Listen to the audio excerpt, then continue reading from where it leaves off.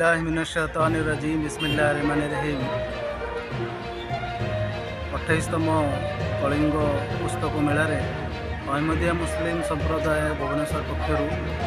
धर्म ग्रंथावली गोटे स्टल लगा यही परिप्रेक्षे धर्म संबंधी पुस्तक को नहीं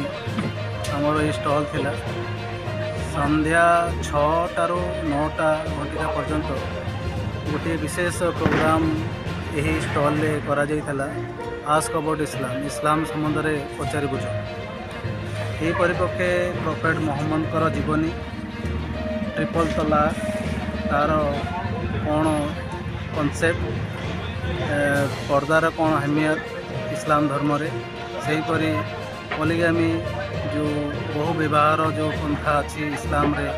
तार सत्यता कौन ता विषय सेहीपरि यही जुगर अवतार मिर्जा गुलाम अहमद कादियानी जो धर्म संस्कार को आसी जाइछंती तांको विषय रे नहीं कि बहुत चर्चा होता ये पुस्तक जोटा कि हजरत मिर्जा मसरूर अहमद अहमदिया मुस्लिम संप्रदाय पंचम उत्तराधिकारी एवं हजरत मिर्जा गुलाम अहमद कादियानी अलैहिस्सलाम जे कि जुगर प्रतिष्ठित मसीह एवं इमाम मेहदी तांकर पंचम उत्तराधिकारी रूपे से विभिन्न पार्लियामेंट रे उद्बोधन देते ताकू यही पुस्तक में वर्णना करा प्रथम उद्बोधन तांकर 2012 मसीह आरंभ है जोटा कि ब्रिटिश पार्लियामेंट रे विश्व संकट एवं समाधान दिगरे इस्लामीय दृष्टिकोण कौन सेपरी मिलिट्री हेडक्वार्टर कोब्लेंस जर्मनी रे से एक उद्बोधन देते से उद्बोधन होछि कि इस्लाम धर्म रे देश प्रति अनुरक्ति एवं विश्वसनीयता कौन यह व्यतीत वेलिंगटन रे टोकियो रे जर्मनी रे विभिन्न पार्लियामेंट आउ विभिन्न पीस सिम्पोजियम रे एक उद्बोधन से वर्णना होती आउ कैपिटल हिल वाशिंगटन डीसी रे मध्य से राष्ट्र मध्य न्यायिक संबंध उपर एक उद्बोधन देइछंती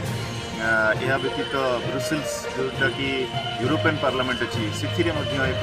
शांतिर चाबिकाठी ना उद्बोधन देइछंती यह व्यतीत से पुस्तक में विभिन्न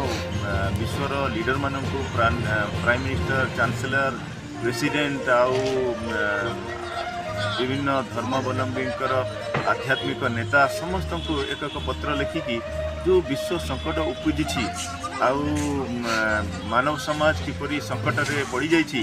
सेतुरु किपरि बाहरी परिबा तापई से उद्बोधन रे इस्लामीय दृष्टिकोण वर्णना करिसंती एवं कुरान एवं अन्य पुस्तक मानकर दृष्टांतरु से दर्शैछंती कि जदि आमे ईश्वर के निकटवर्ती न होबु तेबे सारा दुनिया रे अशांत ही अशांत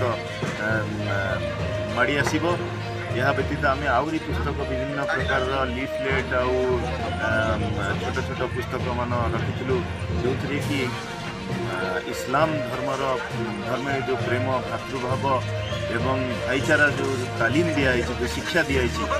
वर्णना करमर अहमदिया मुस्लिम संप्रदाय भुवनेश्वर जिते मेम्बर अच्छा समस्ते आसिकी जोगदेले आउ यही पुस्तक मेलार सबुठ बड़ कथा आमर एक प्रश्न उत्तर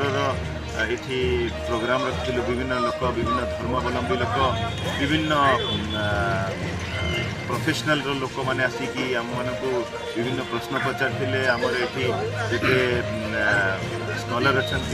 मौलाना हलीम खान साहेब यहीपरि तारिक मोहम्मद साहेब आउ मुझे आमे सबू प्रश्नर उत्तर देलु बहुत प्रेम एवं भ्रातृभाव बांटिलु समस्ते आमको बहुत प्रेम एवं स्नेह देले समस्त धन्यवाद करुच्ची।